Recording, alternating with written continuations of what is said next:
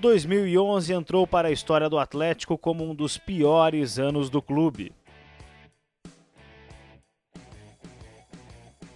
E era difícil imaginar o que poderia ocorrer. Afinal, o Furacão quase foi a Libertadores em 2010 e manteve o técnico Sérgio Soares, apesar de vender Chico, Rodolfo e Neto. Mas a estreia contra o Arapongas no Paranaense mostrou que a temporada seria difícil. Goleada no Atletiba e derrota até para o Rio Branco do Acre. Não demorou até que o Furacão demitisse Soares e trouxesse Geninho.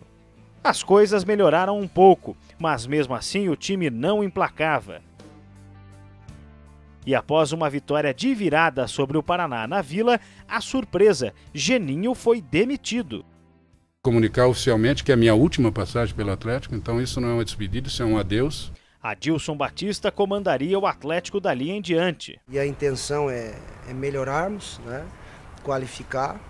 A derrota por 3-0 para o Coritiba em casa mostrava o time iria sofrer no Brasileiro.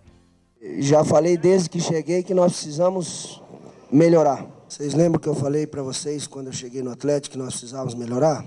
Não melhorou. O time acabou eliminado pelo Vasco na Copa do Brasil, mesmo sem perder para o futuro campeão. Nos bastidores, polêmica. A política fervia com acusações mútuas entre o então presidente Marcos Malucelli e Mário Celso Petralha. Vovô, eu não aguento mais perder por Curitiba, vovô. A diretoria adiou o início das obras da Copa na Arena. O time jogaria o Campeonato Brasileiro todo em casa, mas a má fase persistiu.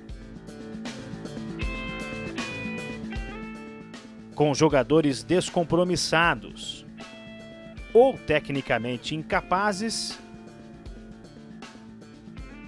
o Atlético ficou 9 jogos sem vencer, com 7 derrotas no período.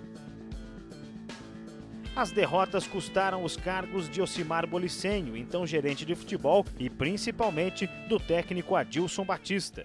Infelizmente não estamos conseguindo realizar aquilo que queríamos, né? E eu sei que é um momento difícil, mas eu acho que pensando no próprio bem do clube, né? Então tomei a decisão ali conversando com o presidente, de sair, né? A primeira vitória veio contra o Botafogo, pelos pés do uruguaio Morro Garcia, trazido como o jogador mais caro da história do futebol paranaense pelo novo gerente de futebol, Alfredo Ibiapina. Morro acabou sendo pego no antidoping por cocaína, mas foi inocentado. Já Ibiapina foi suspenso por invadir o gramado contra o Palmeiras. E então Renato Gaúcho assumiu o Atlético na lanterna do campeonato. O badalado técnico chegou com a marra de sempre. Renato comandou o Furacão por 13 jogos. Com ele, o time deixou a zona de rebaixamento pela única vez no ano, ao vencer o Cruzeiro. Mas voltou ao empatar com o América Mineiro em casa. E após o empate no Atletiba do Couto, quando foi expulso, Renato pediu demissão. O Fredo viajou hoje pela manhã, mas também não sabia do que o Renato ia sair na hora do almoço. O caminho era sombrio e chegou Antônio Lopes, o 6º técnico no ano, contando com Leandro Nils, que dirigiu o time no estadual. Mesmo a situação estando crítica, eu tenho certeza que a gente pode tirar o Atlético dessa situação. O Atlético perdeu pontos importantes e jogos decisivos. O rebaixamento era iminente.